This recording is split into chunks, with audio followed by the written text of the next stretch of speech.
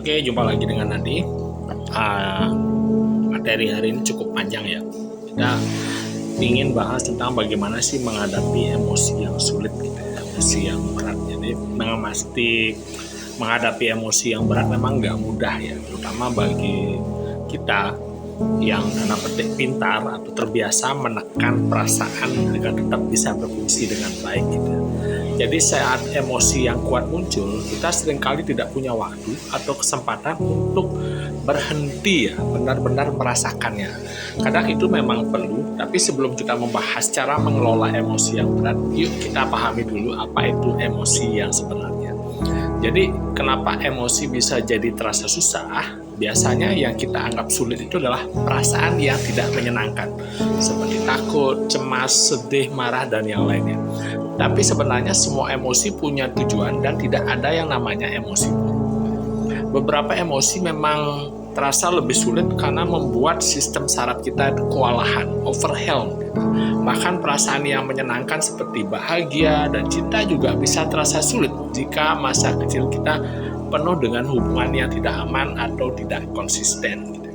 Misalkan kalau cinta sering diikuti dengan kemarahan atau penolakan, sistem saraf kita bisa merasa hubungan ini berbahaya. Jadi emosi sulit adalah perasaan yang sistem saraf kita tidak bisa proses dengan aman. Nah, kenapa emosi yang kuat terasa berat? Yaitu saat kita stres karena bahaya dan tubuh kita bereaksi untuk bertahan hidup seperti fight and flight, itu melawan atau lari. Contohnya seekor rusa yang dikejar singa itu tidak berhenti untuk merasa takut, tapi langsung fokus melarikan diri, dan setelah aman tubuhnya akan melepaskan ketegangannya dengan gemetar, menguap, shaking, dan manusia sebenarnya juga begitu. Masalahnya di dunia sekarang stres tidak seperti dulu yang cepat berlalu, tapi terus-menerus dan kompleks. Jadi kita hidup di dunia yang sibuk, di mana selalu harus produktif dan maju terus gitu. Akibatnya kita sering menekan perasaan dan tidak melepas stres yang bisa membuat kita cemas, lelah, susah tidur, dan masalah kesehatan lainnya. Namun, menekan perasaan itu memang perlu, misalkan saat kita sedang sibuk tapi ada masalah besar di rumah gitu. Tapi kalau terus-menerus seperti itu, tubuh dan pikiran kita jadi kelebihan beban dan energi stres itu terus menumpuk gitu. Jadi masalahnya bukan karena kamu terlalu emosional, tapi sistem kamu sudah terlalu penuh dan nggak ada ruang untuk memproses semua perasaan itu. Seperti itu, ya. Nah, bagaimana solusinya? Bagaimana mengelola emosi yang kuat ini? Nah, saya akan berikan saat ini bahwa pertama, harus mengetahui bahwa emosi bukan masalah yang harus dipecahkan, melainkan itu adalah pengalaman alami tubuh yang datang dan pergi jika kita memberi ruang untuk itu. Jadi kamu tidak harus menjadi lebih kuat, tapi butuh sumber daya yang lebih baik, yaitu yang saya sebut sebagai cadangan ketahanan. Nah, seperti apa cadangan ketahanan ini? Ini adalah seperti tabungan energi yang memungkinkan kamu menghadapi emosi tanpa kewalahan. Jadi semakin besar cadangan itu, semakin mudah kamu mengatasi emosi karena tanpa merasa kelelahan. Jadi untuk membangunnya itu sebenarnya ada dua langkah. Jadi yang pertama, kita harus mengaktifkan cabang parasimpatik sistem saraf, yaitu bagian tubuh yang membuat kita bisa tenang dan bisa memproses emosi dengan baik, bukan terus-menerus melawan atau lari.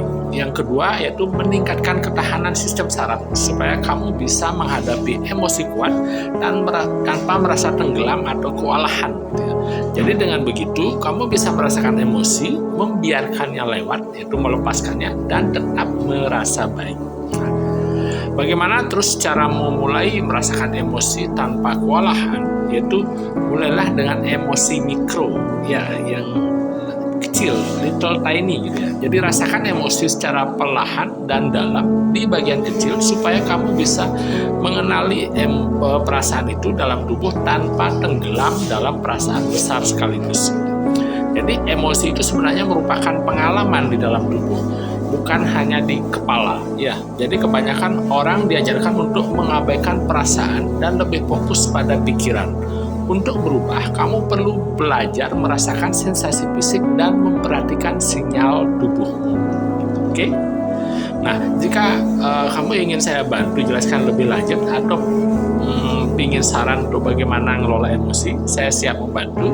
Silahkan DM saya dan atau klik linknya, nanti ada beberapa buku yang bisa saya kasih untuk Anda free, untuk Anda baca-baca untuk menambah lagi referensi Anda.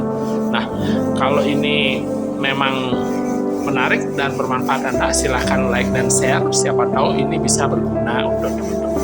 Oke, sampai jumpa. Terima kasih.